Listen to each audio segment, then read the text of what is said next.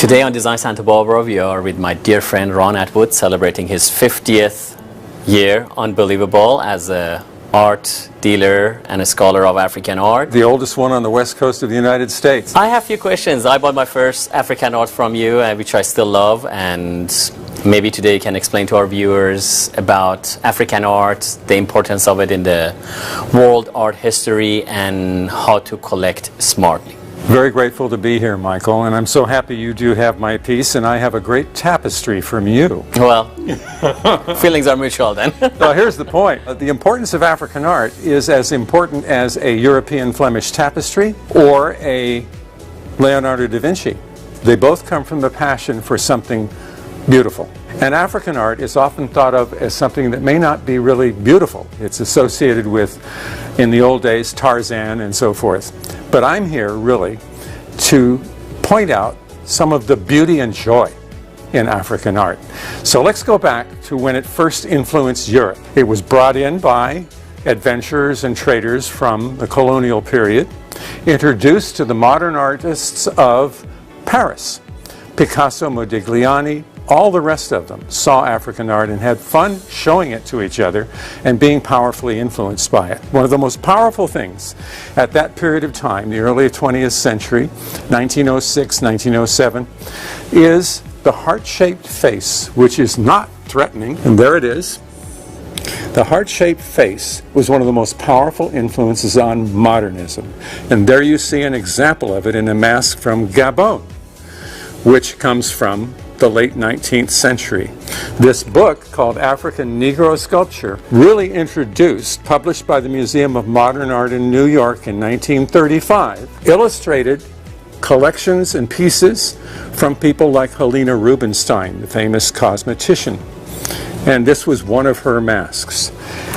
That began the influence of African art on world art history, because modernism catalytically came out of African art more than any other indigenous culture of the world. Yeah, I've seen Picasso's pictures that actually are exact copies of the African and you will see statues. some of those pictures. Picasso and a Coda Reliquary Guardian, Modigliani and his famous face compared to a Baule mask, which is what some of you will see here. The Baule and the simple, elegant nose line, that was the influence on Modigliani's portraits.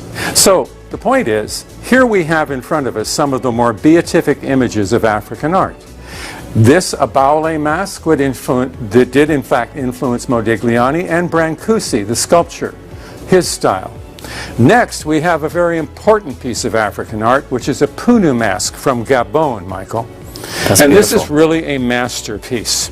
On the table in front of this mask, you see a cover showing a Punu mask on a book just devoted to the Punu. On the other side, you see another Punu mask from a famous collection that was sold in 2001 at Sotheby's. And that mask brought over $400,000 in 2001. Now I'm getting into what the value of African art at the top level is. This mask, another one very similar to this, actually sold for slightly over $1 million. Wow. Yeah.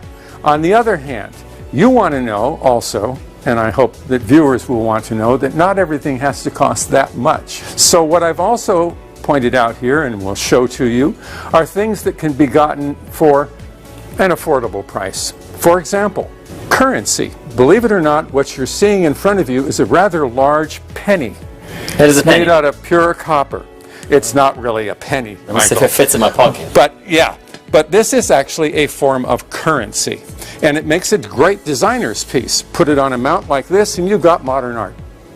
These go for about $500. Oh, that's affordable. Another thing that's affordable, that is authentic and real, I have behind me. African weapons can make a great wall decoration.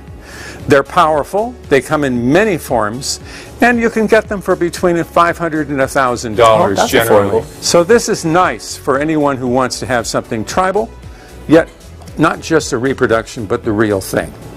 So there you have that affordable level. Now, when you get into sculpture, you have to be realistic, and I would say, as a dealer who's been at it for some 50 years, that pieces like this are going to be around $3,000. This is authentic early African sculpture. Pieces that are masterpiece level, and I wanted the public to at least see this. That's why I brought an absolutely, if I don't mind my saying so, stunning Puma mask. Yes, it is. They are stunning, and it's hard not for anyone to fall in love with the beauty of what represents the spirit of a beautiful woman. That's an example of the top level of African art, which is now bringing record-breaking prices at auctions. And then there's everything in between. So this is an approachable art form with many styles. So you can see the vast array of styles going on here. And that's important that you know that African art, and the kind that I must admit I personally prefer, is the abstraction of Cubism. A piece that you got from me demonstrates that. And then the ones that I prefer for my own collecting, which are these beatific objects that have great power as well as presence. So I really thank you, and if there are any questions that you might have further, I'd be happy to answer them. But otherwise, I'm just going to go on teasing you like I mercilessly do every time we meet. Well, I thank you very much. That was an amazing lecture, and I'm pretty sure the viewers got a lot out of it, and looking forward to have you another time on our show. Absolutely, Michael. I'll look forward to that. Thank you, Ron. You Thank take good care. Appreciate it.